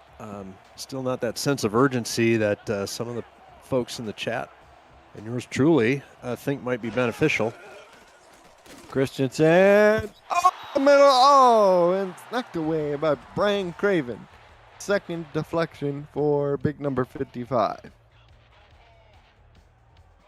And it looks like they're sending CC out again. Jacksonville, Colin, is going to make this interesting 3 points at a time. This is from the right hash mark. Left, right. This is from the right hash mark. Your left, right. Hash. Kick. And it could be. It might be. It's good from 54. The streak continues, and it's now 24-12 with 2:29 to go in the third. CC's got to have a chat with the offense on the sideline, though. It's like, hey, stop making me kick 50-plus yarders in the snow, would you?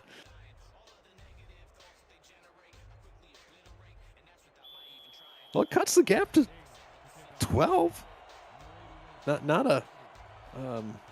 Not a worthless field goal by any means. He's 4 for 4 today, and he's made 3 field goals of 50-plus yards. Just 3 field goals away from 4 field goals away from tying it. 3 to get it to something reasonable. The problem is, Colin, check out the clock. What do you got for us there? It's 2:24 in the third. Ace Finnick is 11 of 20 for 282, but he threw an interception his last drive, so he's got to be careful with the football. He's got 2 backs behind him in the eye. Quick. Over the middle to Axis, who has it for the first down. That's his 3rd catch for 69 yards and 1 touchdown for the man who hosts Axis Live. Here's another look at it. The pocket's starting to collapse, a little wobbly, but delivers the goods, Colin, for the first down. You know, Colin, you were talking about social media, and hats off to you for doing a from memory FTH Twitch chat spot in. But keep up with the SFL and its teams on social media at Simulation FL. Follow and subscribe to all the channels: Facebook, Twitter, Instagram, YouTube, Twitch, and TikTok. From teams to podcasters, final scores to major highlights, SFL Social has you covered. Cameron Collier on the reception. He picked up 1 yard, his 2nd catch of the day. And the man they call the Bull, his teammates do, only picks up 1 after the catch.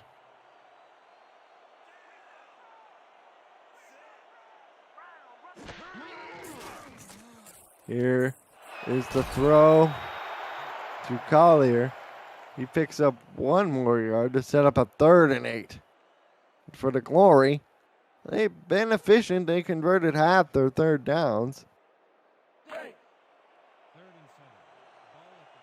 Axis is now up to 69 yards, for those who are wondering. You read my mind. 3rd and 8. Finnick in the gun. Little press coverage at the top there, Colin. He goes away from the press side, and it's incomplete. Oh, incomplete. He was looking for his brother Deuce, but not quite. That was going to be Billy Crystal marvelous. But alas, falls to the turf. Yeah, so they were giving him a cushion at the bottom and playing press at the top. Very interesting. We'll keep an eye on Jacksonville's defensive choices next time. So they have to punt from their 41. Zunnerfeld gets it away, and the return by St. Green is up to the 26.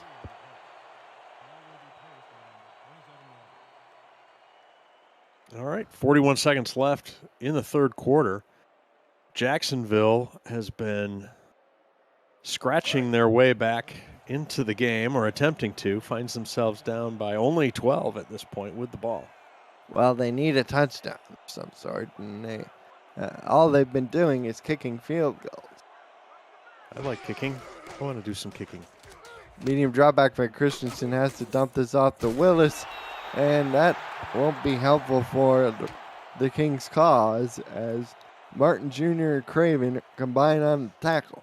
Has been a successful play, actually, for both teams in this game, but the Glory were ready for it that time. 3 wide receivers, 2 to the top, 1 to the bottom. Christensen. Over in the middle, tipped in. Oh, no.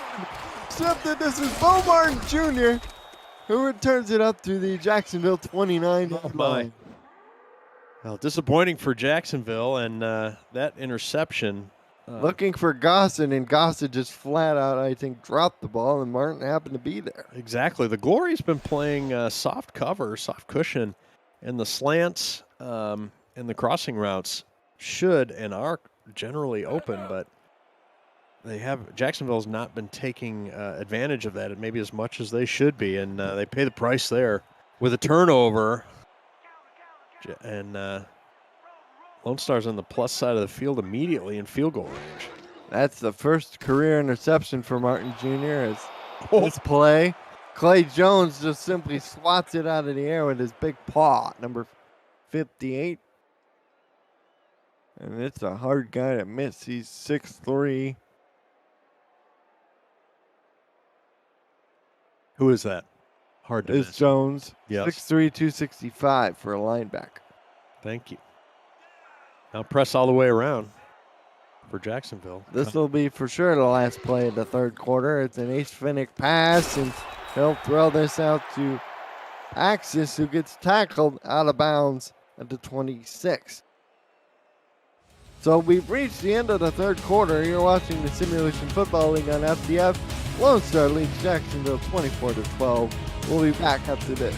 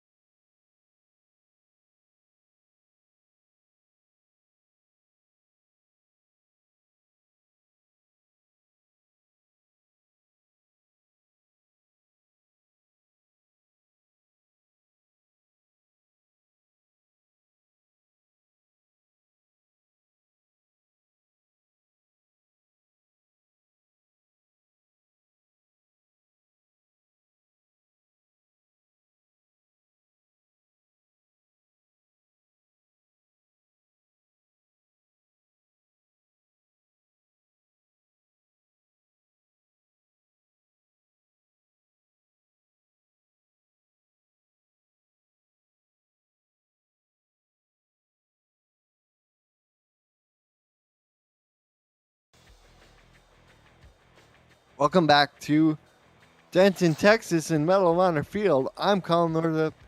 My partner is Rick Northup. Yo. We have Benjamin Warner and Stephen Hacker on sets. Cameron Irvine is our producer. Lone Star Glory are faced with a 3rd and 7 as they line up in the empty shotgun from the Jacksonville 26-yard line. Ace Finnick back to throw deep down the field. He goes, and this time intercepted on the play by Sakalamano, his first of the day. That's a timely interception for many reasons, but one is it probably prevents the Glory from attempting a field goal. So that's very helpful. Pass intended for Soto. And Jacksonville has it on their 15 with 10:38 to go.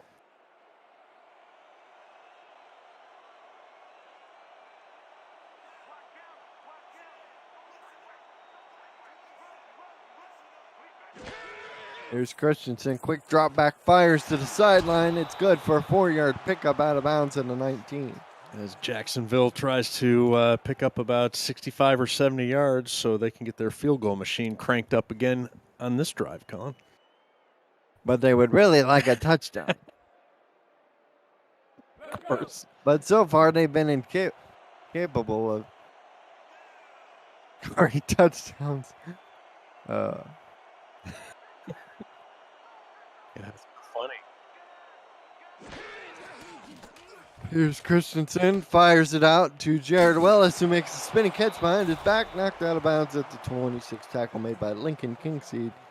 Let's go to the SFL studios for a game break. And Cameron Irvine and Mike St. Green, what do you got for us? Thank you, Colin. Mike, this London comeback's legit. Yeah, Cam, London's not going away quietly. Angus McLean finds Benji Matson in the end zone, 20-17, as they inch closer in this game. And they just got a pick and have the football. This was a 20-3 ball game at one point. The Knights trying to claim the Atlantic Division through 4 weeks. Back to Colin, Rick, Stephen, Benjamin, the rest of the gang in Denton. Thank you, Cam. I can already see the 21-3 memes starting to percolate if that score ends up being all the way come back by the Knights. Yeah, and I mean, that comeback's too legit to quit, right? We've got to acknowledge MC Hammer on the news break. Here is Willis on the handoff up the middle. He picks up 3. It'll be 3rd and 2. And Jacksonville's got to get some big plays going down the field. Speaking of big plays, these are a pair of brothers that over the course of their career, look at that. Almost 100 combined touchdowns between the two of them. They're at 99. You see the numbers for both. Only one of them needs to score today. Can one of the brothers join?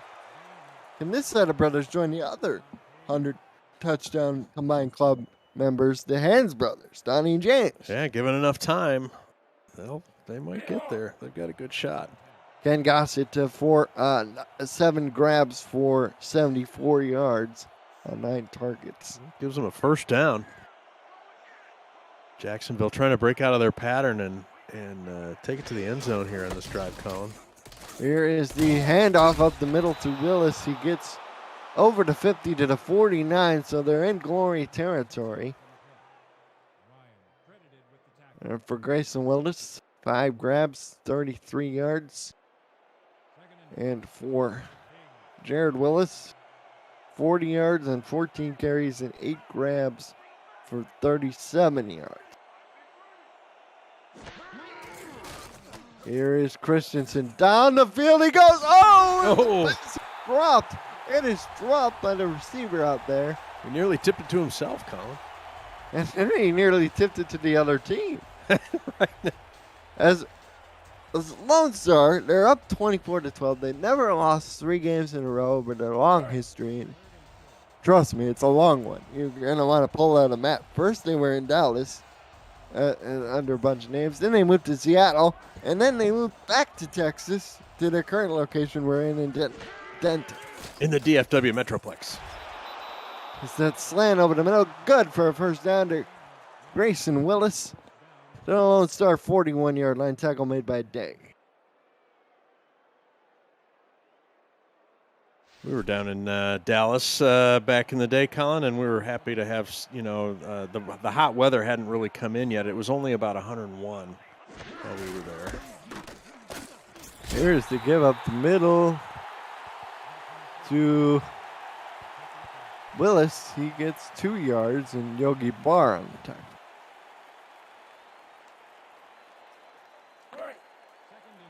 $7:20 and counting to go in this ball game. Been a rather quick moving in some parts, Rick, of this game as Christensen drops, fires over, complete to the 23-yard line. Nice.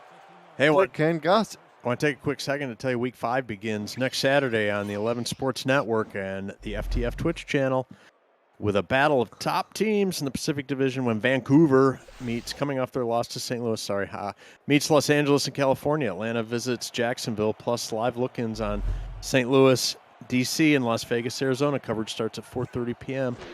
in the East. The SFL and 11 Sports football. The football season is only just beginning. You see on our screen, it's another carry for Willis. He picks up a few yards and tackle made by Freddie Trammell. Your comment about how fast the game was going, Colin, reminded me we've got some important information we've got to get out to everybody before this one goes final. 2nd and 8. Christensen under center, split back. Here's the give out the middle. That is to the fullback, Iggy Swift. And he gets yardage down to the 16 to set up 3rd and 3 on 2nd and 8. I'll be now paying attention to the chat as I wait for Andy Hamilton to give me a little shade for throwing some his way in the upcoming Vancouver Gladiator tilt of unbeatens. Excited for that one. Here's Willis on 3rd down. He stopped on 4th down by Hugo Reynosa and Jukin Rukin. Oh, no. What's going to happen now, Colin? Oh, we get another field goal. Knock me over with a feather. Wait, don't they want to line up and try and have a staring contest to get a defensive offsides? I guess not, as we're going to kick this thing. It's spotted just past the 20. It's up, and it's good from 33. So it is now a 24-15 game with 5:13 left. And anything could happen here, really. As Anthony Cece makes another field goal. You're watching the Simulation Football League on FTF. We'll be back after these messages.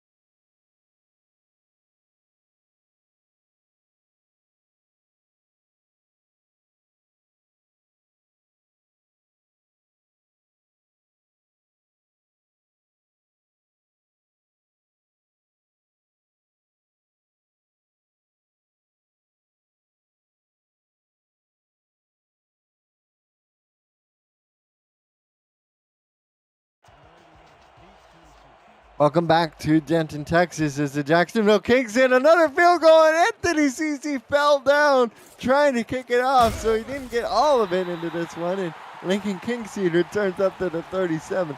been one of those days if you're Jacksonville. Yeah, and stranger things have happened, but you lose your footing and you bring into play some different muscle groups, and let's hope there's not a tweak or a pull or a strain or something that happens on that. As Lone Star starts this drive of the game from their own 37, 1st and 10. Oh, I know what happened. He did that on purpose, and now he's telling the offense, you got to score a touchdown. I can't kick it. And the completion is good to Dave Axis. That's now his 5th catch for 76 yards as he picks up 4. For the Glory in the second half, well, let's just say their drive chart's been less than glorious. Ace Finnick has thrown a few interceptions. There's been several punts. Here we go. Lone Star, interception, punt, interception. Those are their last 3 drives of the game. And Ace fires it to Greg Soto, who stays in bounds to make the catch. Out of bounds at the 49 with 4:47 to go. Jacksonville, the 49 of Jacksonville, that is. He went out of bounds. That's the only negative thing. That's okay, though. I mean, it's not the worst thing. The first down is more valuable than the keeping the clock running at this point. Here's the under center stuff now to get to McBride to get that clock moving again. She picks up 3 yards to the 46. And Jacksonville only has a limited ability to slow the clock down here. Here's Ike McBride, the first female running back in SFL history. Her first 283 carries, 11 touchdowns. She's 5th in the league with 3 rushing touchdowns. All came in week 1 victory over Florida. She's also a member of the stats team, a valued member here in the community for sure. Here's 2nd and 7. Finnick over the middle. Oh, it was going for Williams, but Soto in there to clean up the mess. As I saw Adam Williams slip, and then I paused for a minute because I thought the ball was going to be picked off by the guys in the white shirts. Thinking about game strategy, if Jacksonville needs 2 scores, and they do, it's probably going to take a defensive score. A defensive score is going to need to be one of those, Colin.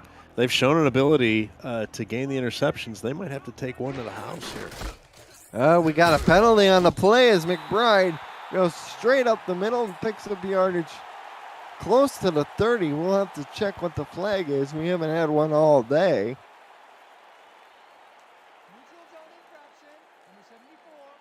We have a neutral zone infraction. Hunter Norwood jumped early, and the Glory will take the penalty.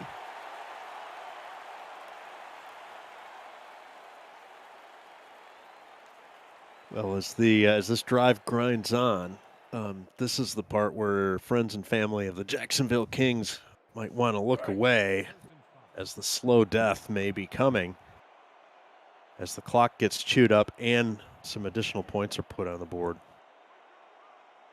1st and 5 from the 32. Finnick over the middle, wide open. His hands. Touchdown.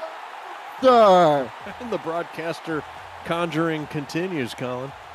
Adam Williams, who prior to that last catch had only 1 for 14, hauls that one in for 32 in the touchdown. As he just floated it right over the top of the defense. Right when everybody thinks they're going to run, he goes, boop, I'm going to go over the wall. He's so open. He puts both hands on the ball, which slows down your forward progress. But he knows he can because nobody's around. He's not going to drop it. He's not going to fumble it. And if someone was coming behind him, he wasn't going to give it up. This extra point by Purvis is up and good. So with 3:25 left, it's now 31-15 game. Lone Star out in front. And I think the outcome is decided. It probably is. Never say never, especially in the SFL. And we've seen some exciting end final 5 minutes or even 2 minutes of games. But this is a long punt now for Jacksonville.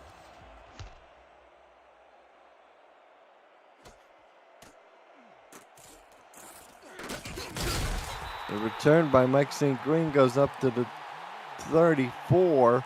Clock stops at 3:21 left. For the sharp-eyed amongst you out there, you may have noticed that it appeared the Purvis, right, the kicker for the Glory, Colin? Yes. He gave himself and his holder just an extra count on that PAT just to make sure the ball was placed properly and he had good solid footing, maybe taking a cue from the CC stumble. And Jacksonville starts his first play off of the pass to St. Green. It picks up 7, and now they go with the hurry up. And this is an incompletion over the middle. Wes Turner, the intended receiver. They're going to have to throw further down the field than that, Colin. Probably one of my most obvious comments of the afternoon.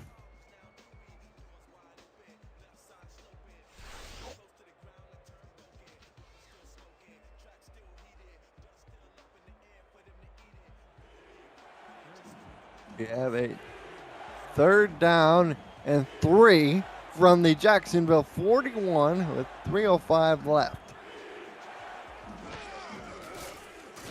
Christensen fires over the middle, over the head of his intended receiver, Grayson Willis, who was open. Just what the doctor ordered, but they couldn't complete the hookup there.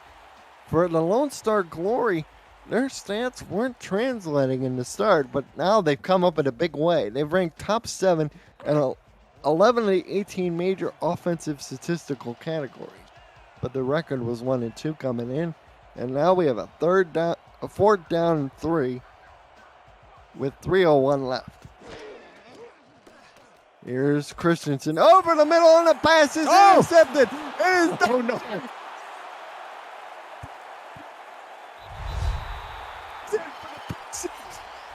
That's Evan Lacey. Check that.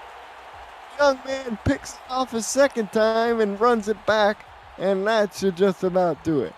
Well, there's the defensive turnover leading to a defensive score, not the Jacksonville one that we had hoped for. And for Christian Christensen, he was one of 6 quarterbacks coming into the game with a positive touchdown to interception ratio, and that has not happened today. You see the numbers he put up against San Diego: 51 pass attempts, 335 yards. He's thrown 4 interceptions, as that extra point has been good. Well, as Lacey delivers that Valentine to the Lone Star Glory fans, here's a Valentine for everybody. Next Sunday on FTF, next week on For the Fans Network, it's a day full of rivalries around the league. Mexico City and Florida meet again in one of the SFL's greatest, while an old rivalry is renewed when Queen City travels to face Baltimore in an Atlantic Division showdown.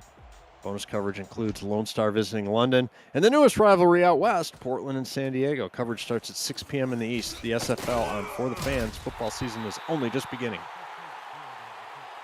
We returned it up to the 34-yard line, Mike St. Green. And for Jacksonville, it's been going in reverse a lot of the time. They've thrown interceptions. They've got field goals when they needed touchdowns. And Christian Christensen is back there in the gun all by himself. Right, and the offense just has not been able to get out of second gear. This is pass attempt 49. It's complete over to Grayson Willis. 2nd and 6. With 5 field goals for Jacksonville. That was a 53-yard interception return, thanks to Steven Hacker for the heads up. He's running stats today, part of it, along with Portland's Benjamin Warner. 2nd and 6, Christensen.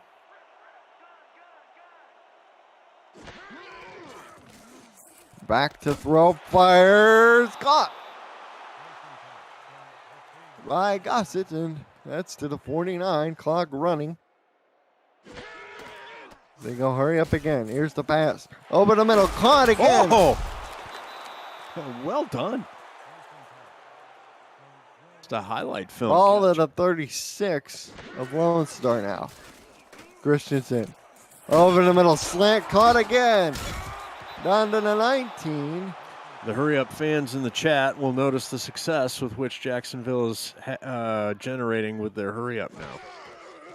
And they get one more play off before the 2-minute warning. It's complete down to the 6. It'll be first and goal. This is the Simulation Football League on FTF. Jacksonville in front of Lone Star. Or Lone Star in front of Jacksonville, 38-15.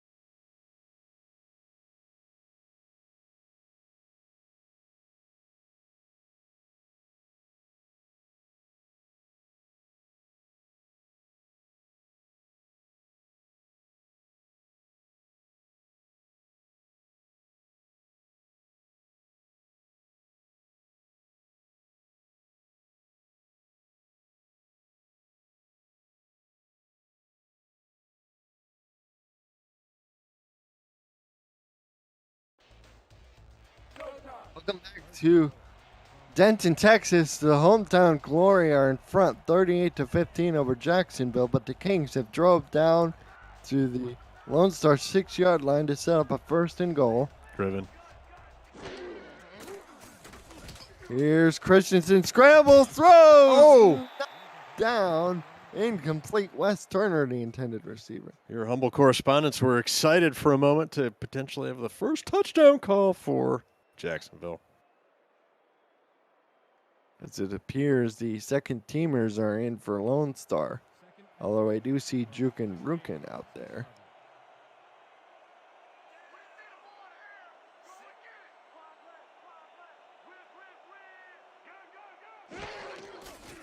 Here's Christensen, fires to the end zone. And they're going to call it a touchdown to Jack Wall. Jack Wall, an appropriate one to have the first touchdown for the game. He's been playing well, had a really good first half. One-handed catch. He got it over the line before Kingseed could knock it out. Ooh, that was closer than I thought.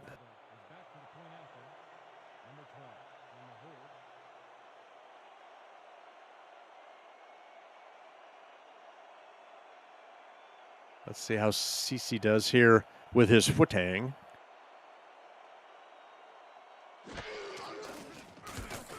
Snap, spot, kick is good, so it's now 38-22 with 1:53 left. So a 16.2 score game with 1:53 to go. And amazingly, Jacksonville still has their 2 timeouts, having unceremoniously burned one in a staring contest attempting to pick up a hard count defensive offsides. As the onside kick is grabbed out of the air with one hand. Oh, man, that's got to be a top play of the week. Under consideration, at least. Could be in the mix. Couldn't see who that was. I'm not sure our call is top play call to go along with it, but That was a 7-play, 66-yard drive by Jacksonville.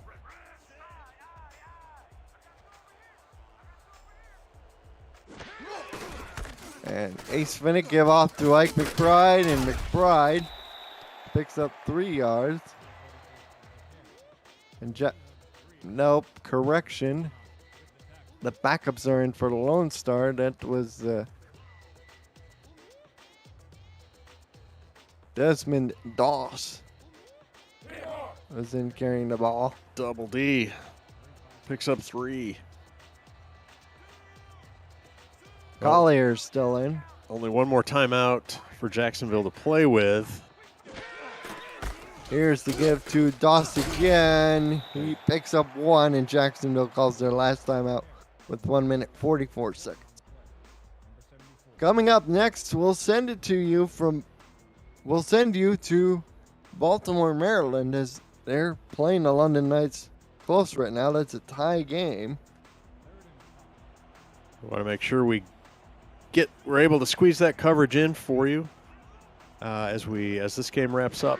Cam and Mike will recap the action that's gone on here and a preview to come of the early kickoff, as Doss was stopped in the backfield for a big loss by Keenan Samuels, the Jacksonville's first-round draft pick.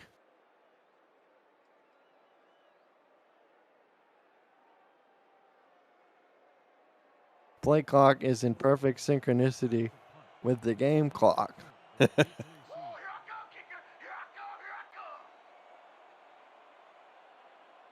Jacksonville will get this ball back with just under a minute to go. No timeouts as Zunnerfeld had to bend down to grab it and help pin them inside the 20, out of bounds at the 12. Nice punt, especially in the less than perfect weather here in Denton, Texas. 56 seconds left. Ball is on the Jacksonville 12, and Christian Christensen, who's thrown 55 passes, will have to throw some more. Completed 38 for 337 yards, a touchdown, but 4 interceptions, including a pick 6. As that throw is incomplete, but we have a flag down. We have a flag down. Pass intended for Mike St. Green. Hold the phone. Pass interference, number 53. We have pass interference called on number 53 for Lone Star. Audie Murphy, the inside linebacker, downfield. Audie Murphy. Nice.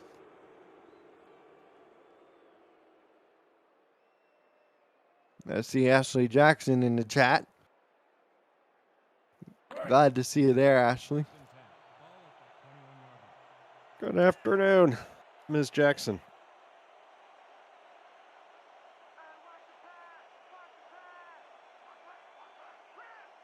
Well, here we go. Christensen throws again. This time it's complete down to the 35. Generates a first down, going into their hurry up again. And they'll line up to spike the ball with 39 seconds left. It'll be 2nd and 10.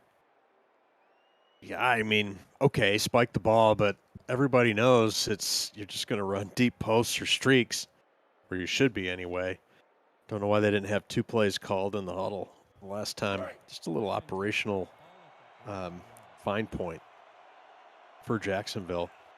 You know, and getting down into scoring position, as evidenced by 5 field goals and only 1 touchdown. You know, there's probably some execution and some play calling, both combining there to stall those drives out. And they're going to have to run it out, cut to the sideline. This is now 3rd and 7. Clock stopped at 35 seconds left. Pass complete to Gossett.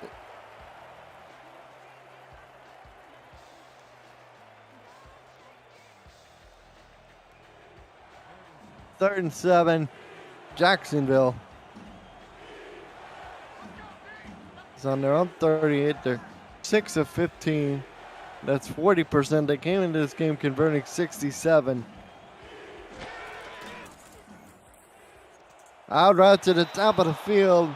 I'll get him to the 42, but they'll be 3 yards short for Gossett. That's catch number 13 for 140.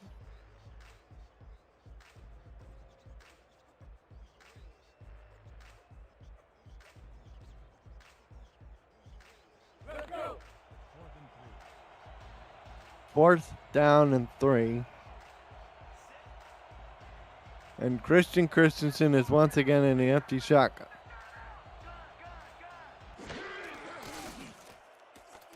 Back to throw. Over the middle, knocked away.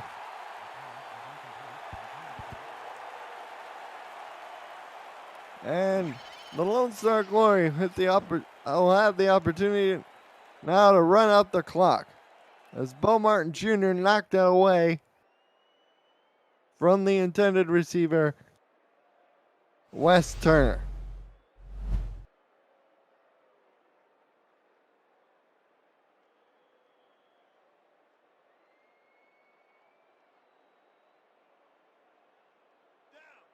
Roger that.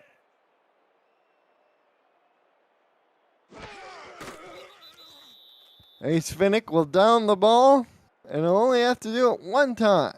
And run out the rest of this clock, and for the Lone Star Glory, they move to 2-2. Jacksonville falls to 2-2. And this critical race in the SFL's Southern Division will do a lot to shape the immediate future of that division. Well, we just got word we will be going to postgame as the Baltimore game has gone final.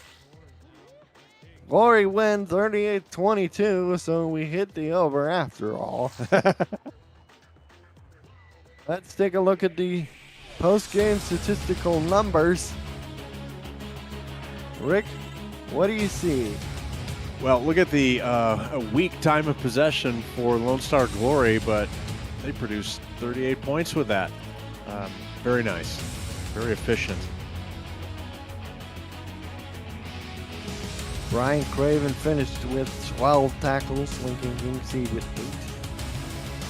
8. Ace Finnick, 357 yards passing on just 19 completions. Ended up completing 60% of his passes. 4 touchdowns, impressive, yes, but worrisome is the 3 interceptions. But his team got 4 interceptions off of Christian Christensen, so the Glory win the turnover battle.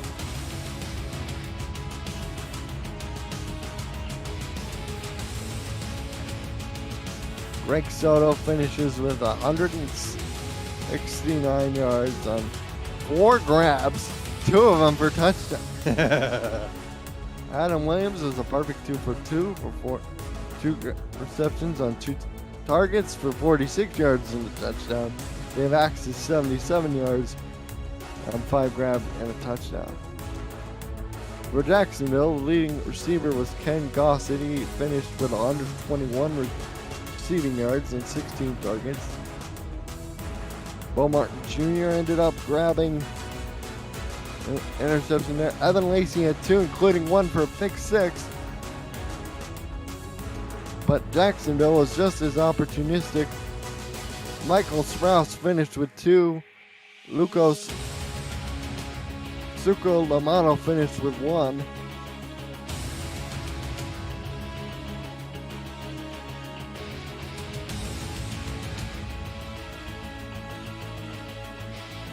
And Ace Finnick, he had a brilliant day throwing the ball, including this brilliant dagger touchdown.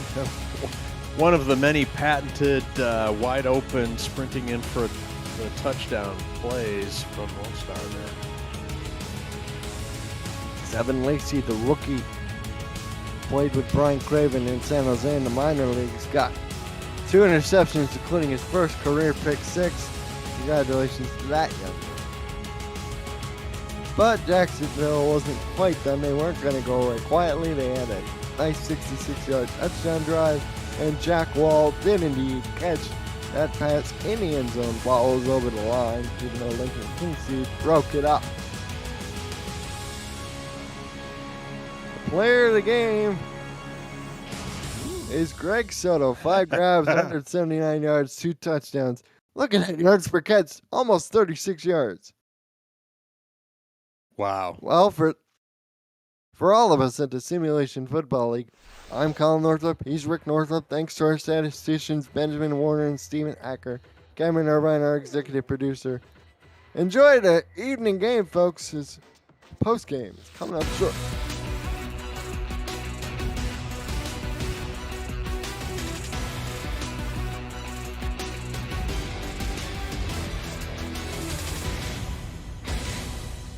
Welcome to SFL Post Game. I am Cameron Irvine alongside Mike St. Green, and we're back here after a couple of thrilling games. Our apologies.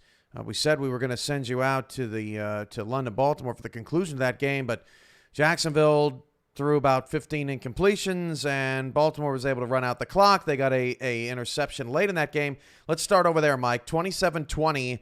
Baltimore holds on to beat London. London was down 20-3, scored 17 unanswered. They had the football down inside about 3-4 minutes, took a key sack, and then Baltimore was able to go down the field. T. Roy Gaines got the game winner, and Baltimore survives.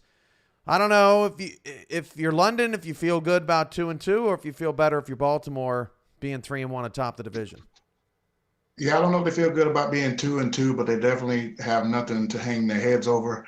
Up until the final touchdown, London had held Baltimore scoreless the entire second half. Great second half performance from London. Had a couple of big touchdown passes from Angus McLean, a couple of big interceptions, one from Tanner Hendricks. Had a great game from London, but Baltimore survived to take the lead in that division. Yeah, Jack Wall had the lone touchdown. Cece was amazing in the loss for Jacksonville, but Lone Star wins 38-22. Evan Lacey gets a pick 6. Adam Williams was wide open late. The Kings' offense just not diverse enough. We saw it yesterday against Atlanta. It was the same type of thing here today. Yeah, this game was all about the big plays, as you mentioned. Lone Star with the long touchdown passes, or the last one to Adam Williams late in that game. 2 big touchdowns of 70 yards plus from Greg Soto. Dave Axis also had a 40-plus yard touchdown catch, and then plus the pick 6 from Evan Lacey. Just huge plays that put Lone Star over the top. And as you said, Jacksonville struggled the entire game of getting any continuity going. Seemed to be in the same formations quite a bit, and struggled to put the ball in the end zone. Absolutely. So Lone Star shakes off the 2-game losing streak. Now both of those teams are 2-2. When we come back, we will discuss the upcoming games here on FTF, Vancouver, St. Louis, Carolina, San Diego. Previews of evening action coming your way next.